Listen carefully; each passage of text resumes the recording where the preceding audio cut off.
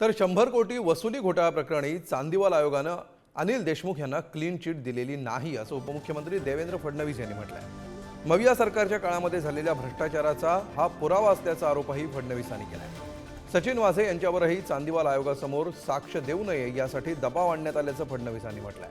हे प्रकरण केवळ तत्कालीन गृहमंत्री अनिल देशमुख यांच्यापर्यंत मर्यादित आहे की ठाकरे सरकार यात गुंतलेलं होतं याची चौकशी करण्याची गरज असल्याचं फडणवीसांनी म्हटलंय। या सगळ्यामध्ये फडणवीस यांनाही गोवण्याचा प्रयत्न करण्यात आल्याचा आरोप झाला।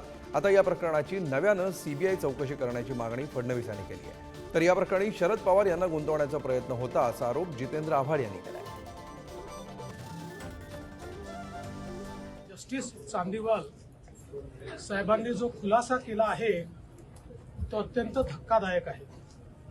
त्यांनी स्पष्टपणे सांगितलं की अनिल देशमुख यांना कुठलीही क्लीन चिट त्यांनी दिलेली नाही आणि म्हणूनच मला असं वाटतं की चांदीवाल आयोग त्याचा रिपोर्ट उद्धवजीचं सरकार असतानाच आला पण त्यांनी त्या रिपोर्टला हात देखील लावला नाही।